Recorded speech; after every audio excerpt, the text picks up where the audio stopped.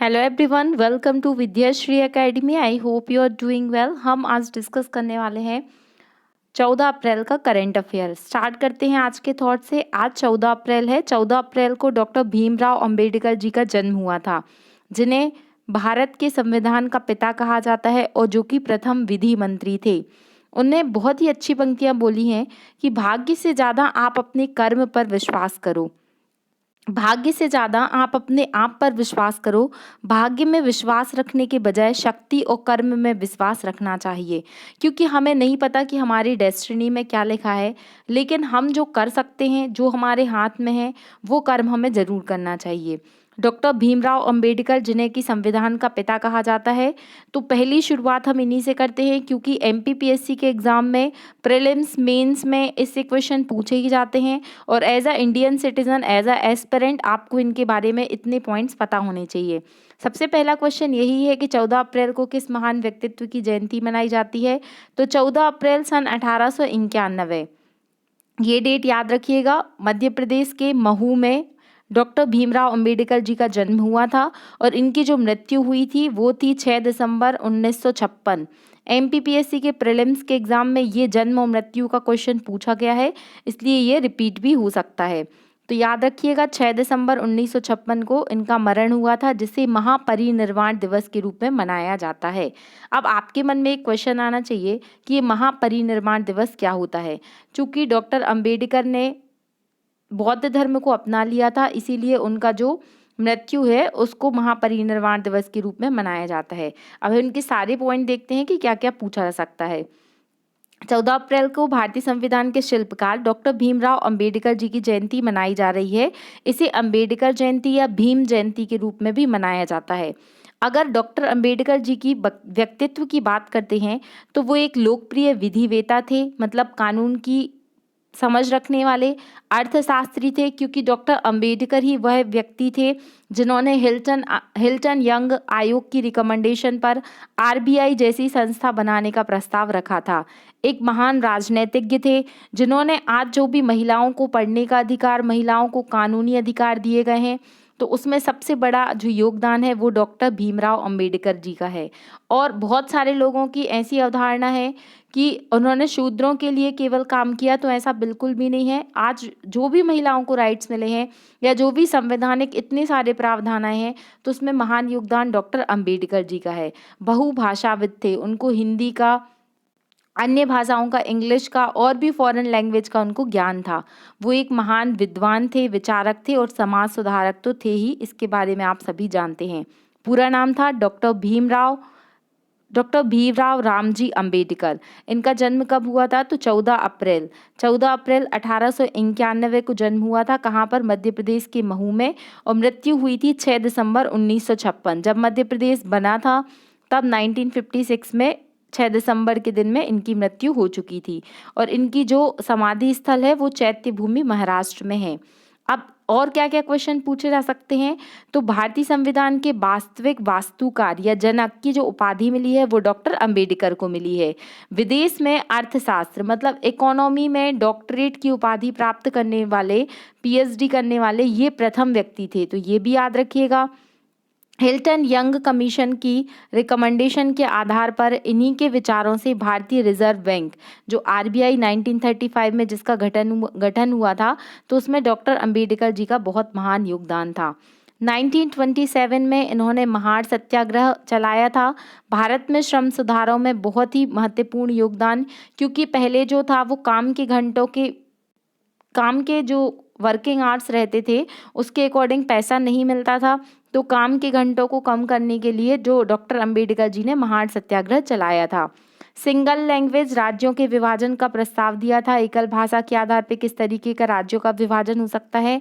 1990 में इनको मरणोपरांत किस उपाधि से विभूषित किया गया था? तो भारत रत्न पुरस्कार से सम्मानित हुए।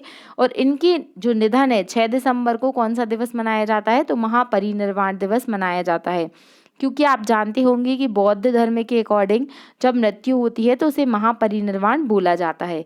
तो इतने फैक्ट आपको डॉक्टर अंबेडकर जी के व्यक्तित्व से रिलेटेड पता होना चाहिए, प्रीलिम्स के लिए भी, मेंस के लिए भी। और कुछ क्वेश्चन और पूछे जा सकते हैं, जैसे कि इनकी प्रमुख रचनाएं कौन कौन सी हैं।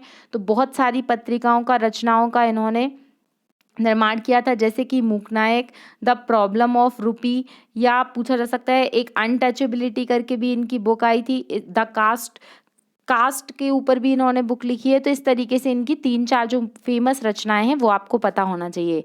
1932 पूना पैक्ट आप सभी जानते होंगे। पूना पैक्ट क्यों आया था 1932 में?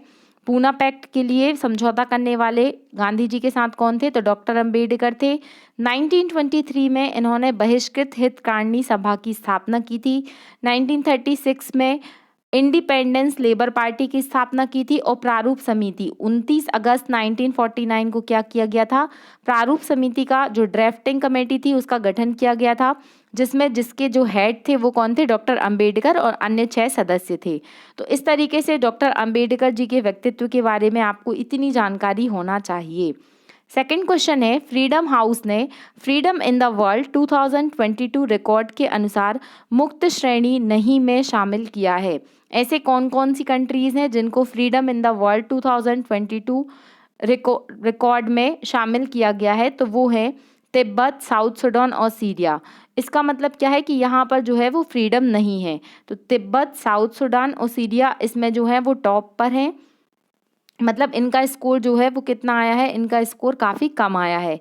भारत की अगर हम बात करते हैं तो भारत को इन्होंने आंशिक रूप से मुक्त माना है, क्योंकि भारत का जो स्कोर है वो आया है 66%। लेकिन यहाँ पर सोचने वाली बात ये है, और यहाँ पर काफ़ी अधिक इसका विरोध भी किया जा रहा, क्योंकि इन्होंने कश्मीर को अलग से रैंकिंग दी है 27%। तो कश्मीर जो है भारत का एक इंटीग्रल पार्ट है, आप उसको अलग से रैंकिंग नहीं कर सकते। इनका मतलब ये है कि ये रिपोर्ट हमें ये इंडिकेट करती है कि इन्होंने कश्मीर को भारत से अलग माना है, इसलिए इस रिपोर्ट का काफ़ी विरोध हो रहा है, इसलिए काफ़ी चर्चा में रही है, इसको याद रखिएगा। नेक्स्ट क्वेश्चन है कि पशु स्वास्थ्य सुधार ए हेल्प कार्यक्रम कहाँ शुरू किया गया है? तो ये ए हेल्प जो कार्यक्रम है इसकी शुरुआत की गई है देवभूमि उत्तराखंड में। उत्तराखंड की बात करते हैं तो यहाँ पे जो प्रमुख हैं मुख्यमंत्री वो कौन है? पुष्कर धामी।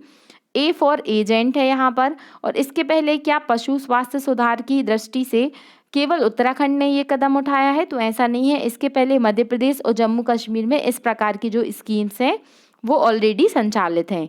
नेक्स्ट क्वेश्चन है कि भारत की पहली semi high speed regional rail service rapid x का संचालन कहाँ पर किया जा रहा है? तो ये भारत की पहली semi high speed regional rail service rapid x है, जिसका उद्घाटन किया गया है दिल्ली एनसीआर में। इसको भी याद रखिएगा। मोस्ट इंपॉर्टेंट क्वेश्चन है ये कि AI, what is the full form of AI? AI होता है आर्टिफिशियल इंटेलिजेंस, और एआई आर्टिफिशियल इंटेलिजेंस के जो फादर हैं वो कौन कहलाते हैं? John McCarthy. कई बार ये क्वेश्चन पूछा गया है, इसको याद रखिएगा। तो यहाँ पर जो क्वेश्चन पूछा गया वो ये है कि artificial intelligence index 2023 Stanford university के अकॉर्डिंग भारत का रैंकिंग कौन सा है? तो भारत ने आर्टिफिशियल इंटेलिजेंस इंडेक्स में कौन सा रैंक लेकर आया है? 5th रैंक पर भारत आया है। अब first, second, third, 4th rank पर कौन कौन सी कंट्रीज हैं? फर्स्ट रैंक पर यूएसए, सेकंड पर चाइना, थर्ड पे ब्रिटेन और 4th पे इजराइल। ये चारों नाम याद रखने हैं। और 5वें रैंक पर हमारा प्यारा भारत आया है। नेक्स्ट क्वेश्चन की बात करते हैं कि केंद्रीय मंत्री जो सड़क मंत्री हैं नितिन गडकरी जी, उन्होंने कुरफोर पीर सुरंग का उद्घाटन कहाँ पर किया है? तो ये किया है जम्मू कश्मीर में। ये 1 लाइनर फैक्ट है, बस आपको याद रखना है। नेक्स्ट क्वेश्चन है कि ग्रीन डिपॉजिट फ्रेमवर्क किसके द्वारा लॉन्च किया गया है? तो जो ग्रीन डिपॉजिट फ्रेमवर्क है वो आरबीआई के द्वारा लॉन्च किया गया है। बात आरबीआई की आई है तो आपको पता होना चाहिए कि वर्तमान में आरबीआई प्रमुख कौन है? शक्तिकांत दास। ये कौन से नंबर के आरबीआई के गवर्नर है? तो ये 25th नंबर के गवर्नर है। और आपसे पूछा जा सकता है कि आरबीआई जो बना था किस कमेटी के रिकमेंडेशन पर बना था? तो आंसर होगा हिल्टन यंग कमेटी। 1934 के आरबीआई एक्ट के तहत 1 अप्रैल 1935 को आरबीआई की स्थापना की गई थी। इतने फैक्ट आपको पता होने चाहिए। जो आरबीआई का हेडक्वार्टर है वो कहाँ पर स्थित है, ये आप मुझे कमेंट बॉक्स में लिखकर बताने वाले हैं। नेक्स्ट क्वेश्चन है कि महाराष्ट्र भूषण पुरस्कार से किसे सम्मानित किया जाएगा? तो महाराष्ट्र भूषण पुरस्कार से सम्मानित किया जाएगा दत्तात्रेय नारायण धर्माधिकारी, जिनका जो नाम है जो बहुत अधिक चर्चा में रहता है, जिनका प्रचलित नाम है अप्पा साहेब। इनको महाराष्ट्र में अप्पा साहेब कहा जाता है। इन्होंने क्या काम किया है जो इनको महाराष्ट्र भूषण अवार्ड मिला है? इन्होंने सबसे बड़ा चिकित्सा शिविर, कई बार इन्होंने बहुत बड़े बड़े हेल्थ शिविर लगाए हैं, वृक्षारोपण के कार्यक्रम किए हैं, कई एनजीओ के साथ इन्होंने बहुत अच्छे सकारात्मक कार्य किए हैं और जो इनका नाम है वो गिनीज वर्ल्ड बुक में रिकॉर्ड है। इसलिए इनको क्या दिया गया है? अवार्ड दिया गया है महाराष्ट्र भूषण अवार्ड। तो ये इनका नाम याद रखना है आपको, अप्पा साहेब का। नेक्स्ट क्वेश्चन है कि सांग महोत्सव का आयोजन कहाँ पर किया जाता है? तो ये महिला सशक्तिकरण से रिलेटेड है। तो सांग महोत्सव का आयोजन हुआ है कहाँ पर? हरियाणा में। और नेक्स्ट क्वेश्चन है, आज का जो लास्ट क्वेश्चन है, यहाँ पर शायद आपको दिख नहीं रहा होगा, मैं लिख देती हूँ। केशव महेंद्रा जी का अभी हाल ही में 99 ईयर्स के थे ये, इनका निधन हो गया है। तो यहाँ पर क्वेश्चन पूछा गया है कि इनका संबंध किस क्षेत्र से था? आपको ऑप्शन मिलेंगे, राजनीति से थे, या अभिनेता थे, उद्योग जगत से रिलेटेड थे, या अर्थशास्त्री थे। तो याद रखिएगा केशव महेंद्रा। आपने महिंद्रा एंड महिंद्रा इंस्टीट्यूट का नाम सुना होगा। तो सबसे पहले महिंद्रा एंड महिंद्रा इंस्टीट्यूट के जिन्होंने नींव डाली थी वही थे केशव महेंद्रा। इसके बाद जो यूनियन कार्बाइड कंपनी थी जिसमें भोपाल गैस त्रासदी हुई थी, उस कंपनी के चेयरमैन भी केशव महेंद्रा थे। लेकिन कुछ समय के बाद इन्होंने, जब ये केस हो चुका था, उसके बाद वहाँ से इस्तीफा दे दिया था। तो याद रखिएगा कि केशव महेंद्रा का संबंध किससे है? उद्योग जगत से है। और अभी कुछ दिन पहले जो रिपोर्ट आई थी, तो भारत के सबसे बुजुर्ग, सबसे अमीर व्यक्ति कौन थे? तो उनमें से जो एक थे, मतलब जो फर्स्ट रैंक पर थे भारत की तरफ से, वो थे केशव महेंद्रा। तो इनका नाम आपको याद रखना है।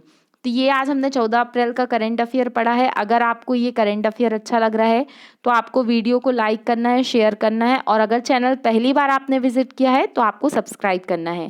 Thank you so much. पढ़ते रहिए, खुश रहिए। जय हिंद, जय भारत।